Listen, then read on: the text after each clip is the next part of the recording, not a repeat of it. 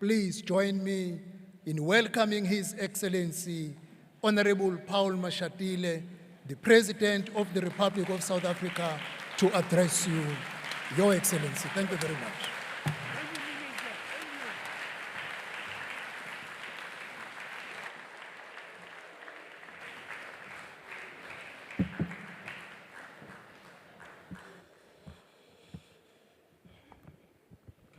Thank you very much. You may take your seats.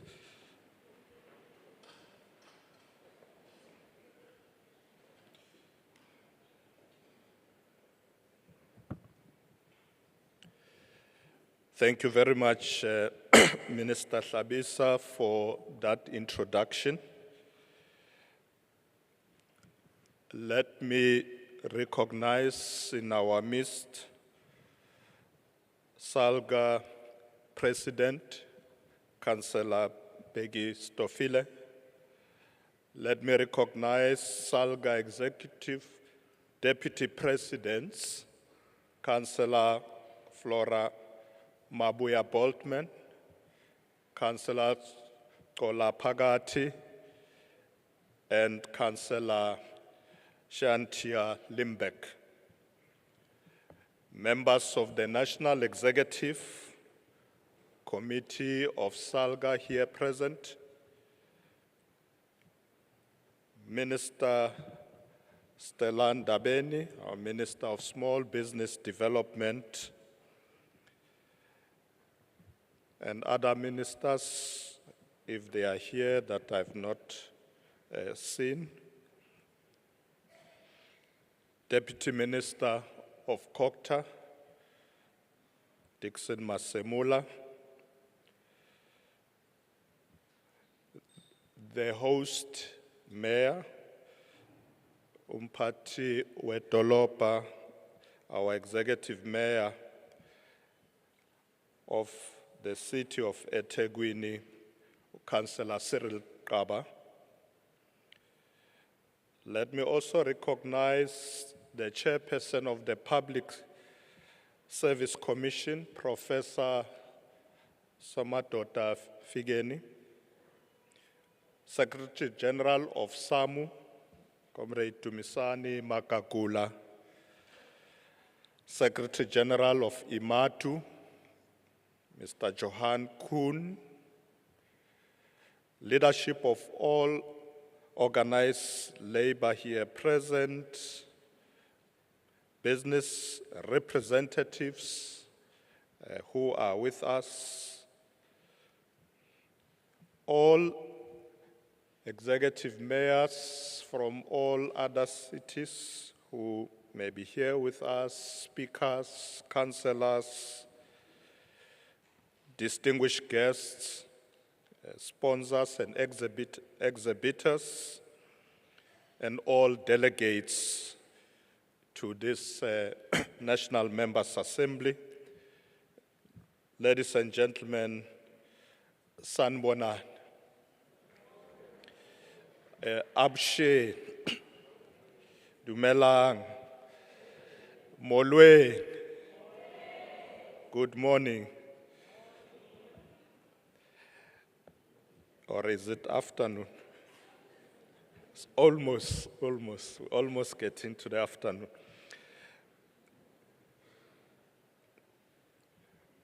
Fellow delegates, I'm deeply honored to address you today on this second day of the South African Local Government Association, SALGA's National Members' Assembly, where we come together to chart a path towards a brighter future for our municipalities and our nation as a whole. This assembly takes place during the 16 days of activism for no violence against women and children, which was launched 2 days ago. We do not doubt SALGA's commitment to gender equity, the Women's Commission, and advocacy for safe, empowered communities. We firmly believe that local government has a critical role to play in eliminating the scourge of gender-based violence and femicide in all our communities. Let us continue to advance gender equity, and through this annual 16 days of activism campaign, let us create communities where women and children are safe, empowered, and free from violence. Let us ensure that collective responsibility becomes a lived reality. Moreover, this month of November marks the 29th anniversary of the formation of a unified South African Local Government Association.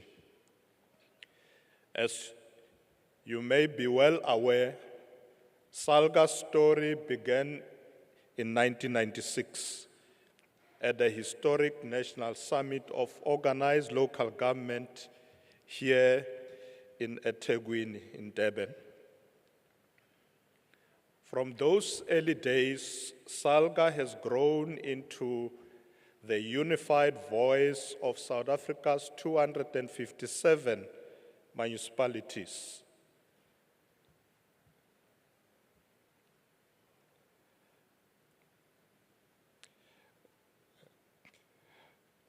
Sorry, I'm just getting my text right. 257 municipalities championing the interests of local government and driving transformation at the grassroots level. It has played a pivotal role in lobbying and advocating for the needs of our communities, fostering development, and improving service delivery. For us who have been in government, we recognize the role played by SALGA in the enactment of key legislation aimed at improving service delivery at the local government level, including the Electoral Laws Amendment Act of 2021, Spatial Planning and Land Use Management Act of 2013, the Disaster Management Act, including SALGA's involvement on current consultations on the Municipal Structures Amendment Bill, what the minister referred to as the coalition bill. Your steadfastness, or rather steadfast dedication as SALGA, as well as your involvement in Intergovernmental Forum and the National Council of Provinces, the NCOP, have enabled you to successfully push for these improvements, ensuring that the legal framework supports municipalities in carrying out their service delivery mandates. We also appreciate the participation on SALGA on the National Dialogue on Coalition Governments that we convened at the University of the Western Cape in August of 2023. The recommendation and final declaration of that dialogue on coalition government have paved the way for the development of an overarching framework that will guide coalitions arrangements at the local government level. Minister Hlabisa referred to this earlier on, that we did witness that in some of the local government areas where you have coalition, there were a lot of disruptions, disagreement, and as a result, we had to convene that conference. And I'm Happy that legislation is now being piloted by Minister of Kokta to ensure that we concretize that intervention. Of course, one of our critical priorities as this government is to build a capable, ethical, and developmental state. And to give effect to this strategic priority, government has introduced several policy and legislative reforms. We are therefore pleased to report to this National Members' Assembly that Parliament is currently processing the Public Service Commission Amendment Bill to extend the mandate of the Public Service Commission to include local government and public entities. This extension aims to strengthen the PSC's powers to professionalize the public service across all three spheres of government. We therefore call on all members of organized local government to support government's efforts to introduce reforms that will improve the work of local government. In this regard, President Cyril Ramaphosa has launched Phase 2 of Operation Vulindlela. Phase 2 of Operation Vulindlela focuses on accelerating economic reforms to achieve faster and more inclusive growth by addressing structural constraints in key sectors like energy, water, and also services in local government. Key priorities also include establishing a competitive electricity market, reforming water resource management, improving the visa system, and strengthening a number of local government services. As part of these reforms, the Minister of Kokta, Honorable Hlabisa, is conducting continuous engagements on the review of the 1998 White Paper on Local Government. These engagements involve stakeholders from various sectors to gather inputs on the modernizing of the local government system and addressing persistent challenges. The goal is to publish a revised white paper by March 2026. I'm sure, Honorable Minister, I'm correct. So by March next year, this will be published. SALGA must be in the forefront of shaping the future of local government. Hence, your full participation in this review process will be highly appreciated, and we encourage you to really take a lead in this process.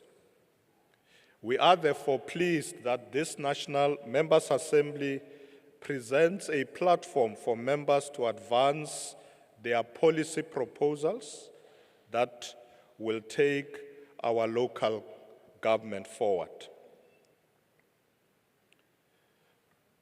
Fellow delegates, it is laudable that after 29 years, SALGA remains committed to nurturing a renewed social contract between citizens and local government sector by maintaining ongoing interactions with all our communities.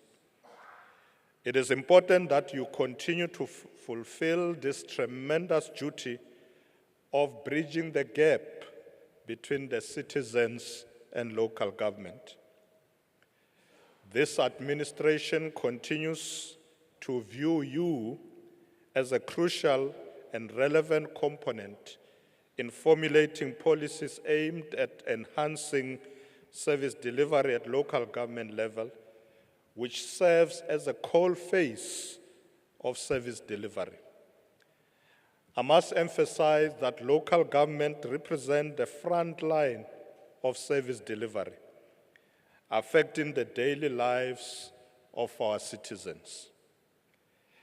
As we stand on the eve of the 7th local government elections, we urge you to stay ready to support the capacity of governance of municipalities and prepare incoming councillors for their roles. Earlier on, I was chatting to President Stofile, and he informed me that he is finalizing arrangement with the Minister of Higher Education to ensure that we come with a proper program of training councillors. And I support that wholeheartedly. I think it's important that we must prepare the new councillors. Because often we find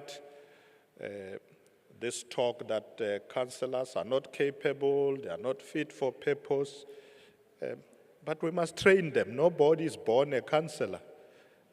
They need to be trained. So thank you very much, President Stofile, for that initiative.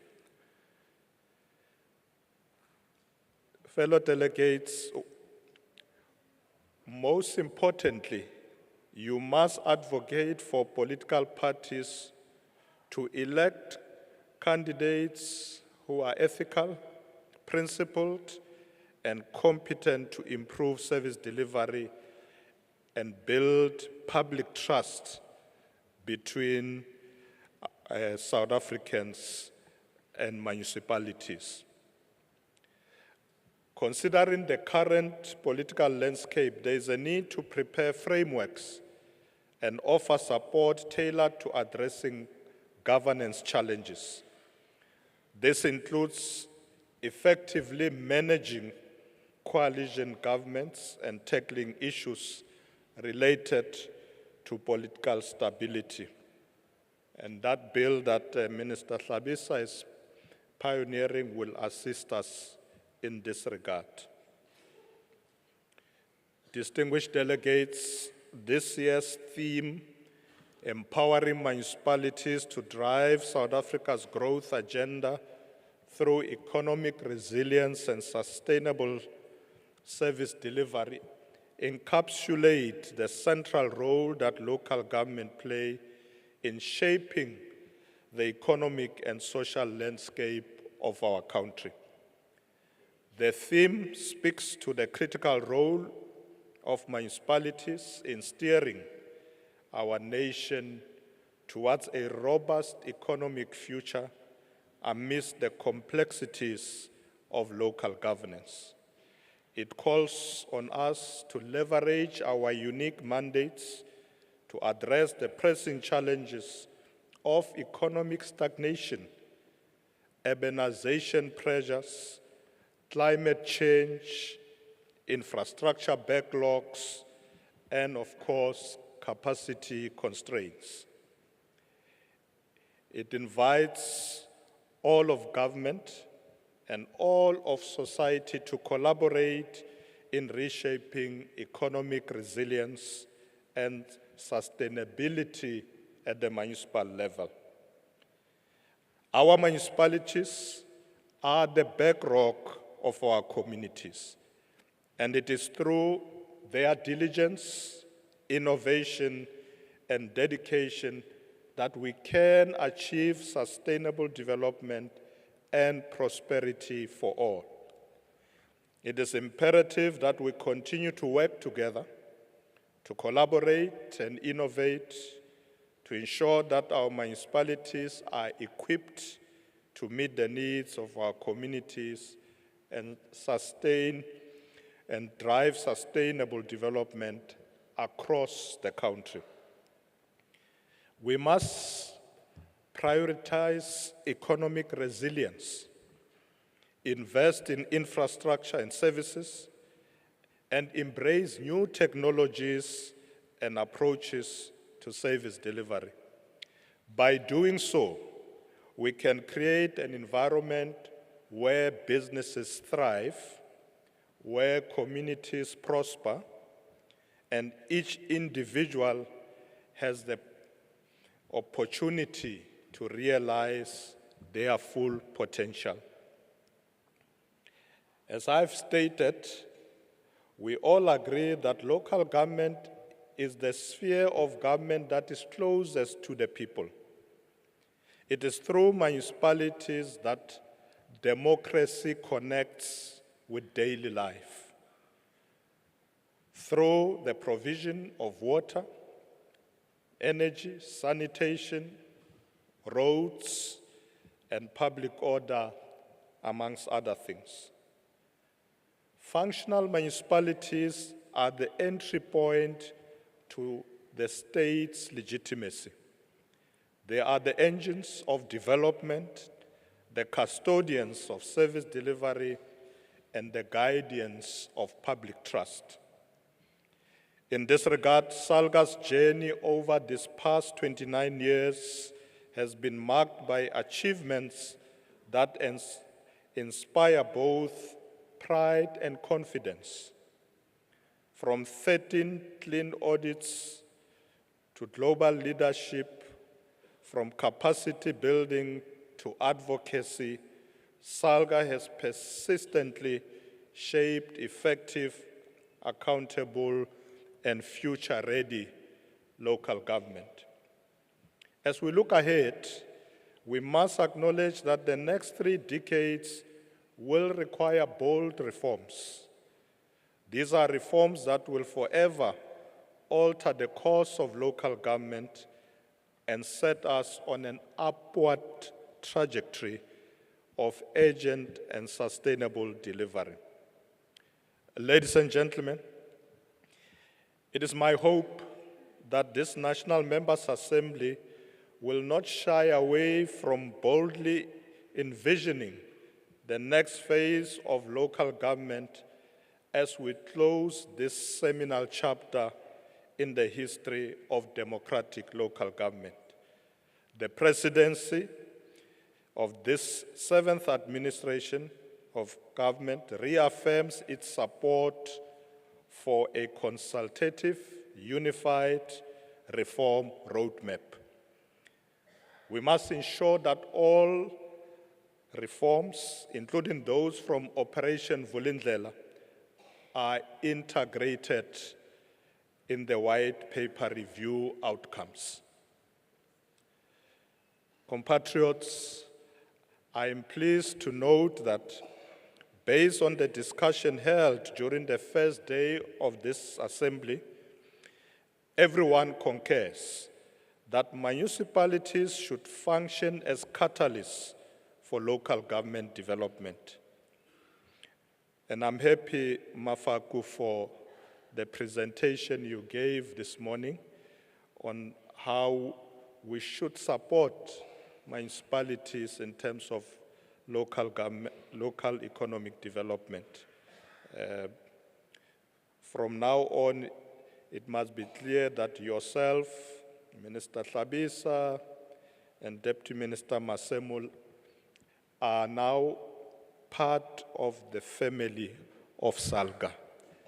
You must always be with SALGA. And it's because of the work you do, and we're quite happy with the work that you are doing to support our municipalities. I'm pleased,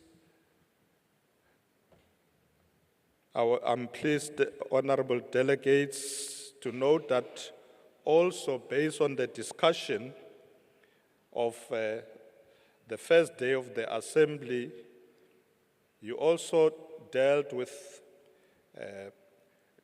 master classes in panels that brought light to the value of innovation, partnership, but also digital solutions.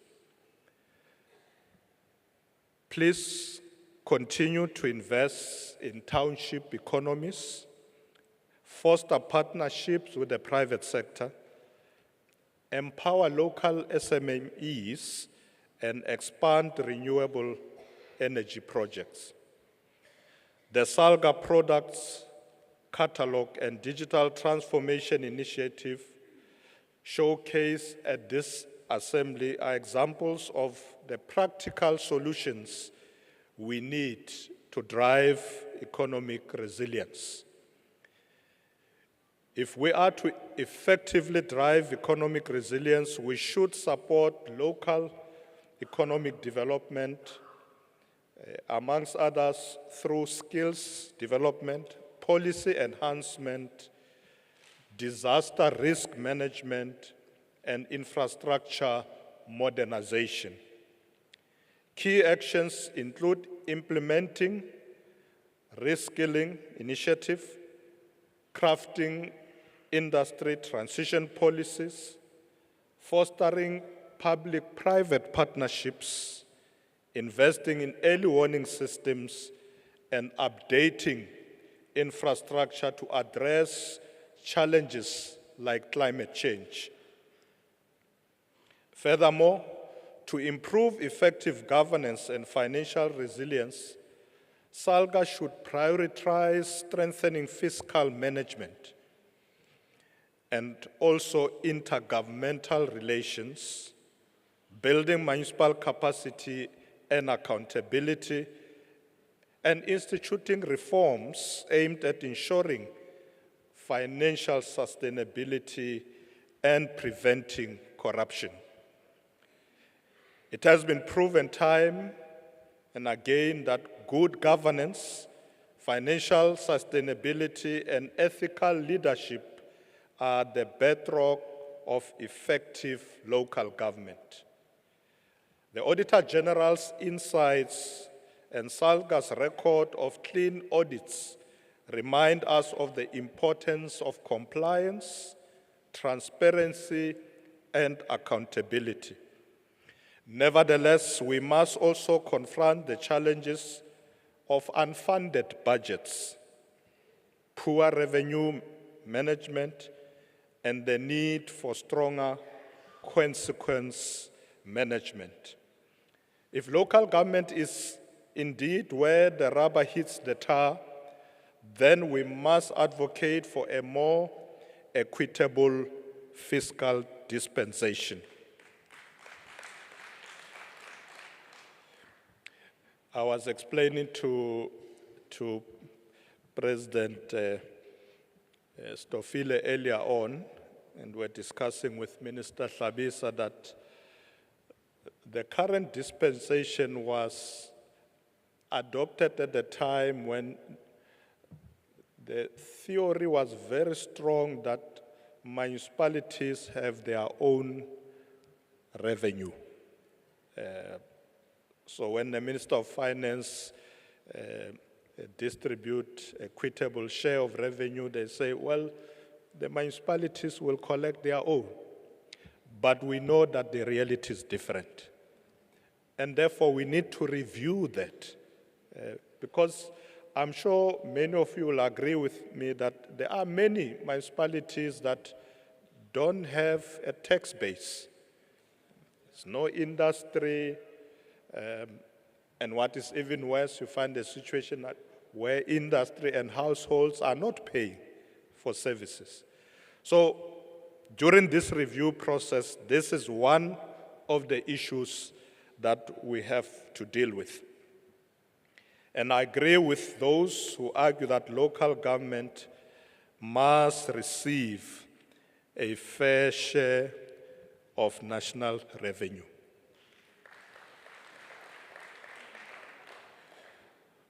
We must also reallocate resources, strengthen oversight, and build capacity. We must ensure that municipalities are empowered to fulfill their mandates and meet the expectations of communities. Distinguished delegates, another critical challenge faced by local government is how we respond and manage disasters. Climate change intensify natural disasters by increasing their frequency, severity, and impact, leading to more extreme weather events like heat waves, floods, and also powerful storms. A few days ago, we received reports of devastating floods that took place at New Hanover under Mshwati local municipality here in KZN. And according to those reports we received, one body has been recovered, but it is believed that there may well be others who are still missing. About 100 people were displaced, most of whom live near flood lines in an informal settlement.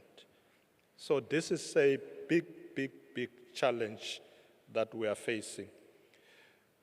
We therefore call upon communities as well to refrain from building informal settlements along flood lines, very close to rivers and streams. In this regard, we would like municipalities to strengthen municipal special arrangements, or spatial arrangements rather, because this will be very crucial to avoid some of these disasters by ensuring that land is used safely and sustainably through measures like proper zoning, ensuring proper infrastructure planning, and also addressing socio-environmental inequalities. We also call upon municipalities to be disaster resilient. This call for the development of modern disaster risk reduction strategies that recognizes that local governments are on the front lines of climate-related disasters and other shocks. This requires a shift from reactive disaster management to a proactive risk reduction.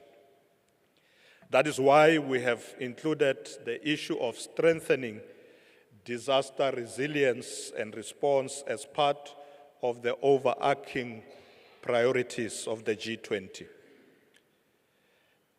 As part of the final declaration of the G20 summit, the G20 ministers under the Presidency of the Republic of South Africa have reaffirmed their shared commitment to disaster risk reduction. We therefore call on this Assembly to take this work and commitment of the G20 forward and ensure that we protect our communities against disasters, and we develop strategies that will enable us to achieve sustainable development, resilience, economic stability, and prosperity. We must align our efforts, adopt best practices, leverage partnerships, and embrace new technologies for improved service delivery. Let us also learn from the success and failures of the past. Let us build resilient, inclusive communities, and we must equip every municipality to provide sustainable services and stimulate economic growth. Distinguished delegates, finally, let us integrate Clean Cities indicators into municipal performance systems. Integrating Clean Cities campaign into municipal performance management systems can align local government actions with national environmental goals and enhance accountability for waste management and sanitation services. We must establish unambiguous, quantifiable, and uniform key performance indicators that mirrors the campaign's objectives and applicable uniformly across diverse municipalities. Let us also partner with corporates, entities, in the business sector as a whole, and community organizations for urban renewal and make cleanliness a public order and a shared responsibility in the same way that SALGA has partnered with the Presidency on the Clean Cities and Towns campaign, which we launched in Kliptown in June in the city of Johannesburg. Distinguished delegates, as we are on the verge of the end of this term of local government, and we are now preparing to usher in a new dispensation, it is critical that we renew our commitment to governance integrity, service excellence, and intergovernmental cooperation. The urgency of reform is very clear. We must align the white paper review and Operation Vulindlela for coherent consultative change. As I said earlier, this is a time to empower municipalities to drive growth through innovation, partnership, and digital transformation. We must adopt best practices and sectoral reforms for sustainable, inclusive communities.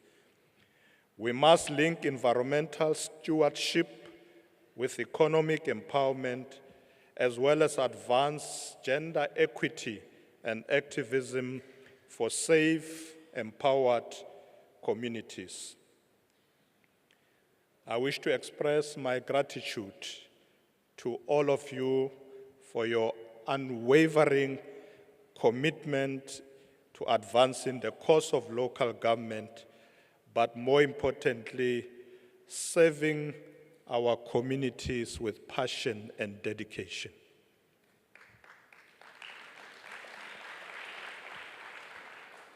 Let us rededicate ourselves to the ideals of good governance, transparency and accountability that are the foundation of effective local government. Let us continue to work together in the spirit of unity and solidarity to build a better future for all South Africans. Together, let us renew our commitment to excellence, unity, and the future of South African local government. I wish you all the best for the remainder of your program this afternoon. President Stofile reminded me earlier, and he said, you know, when we invite the president here, or yourself, Deputy President, we don't want you to come and speak and go. We want you to interact with us. He said there are a lot of councillors here, mayors, etc. So I said to the president, no, I think it's understood, so I'll stay until you conclude the session. Thank you very much, fellow delegates.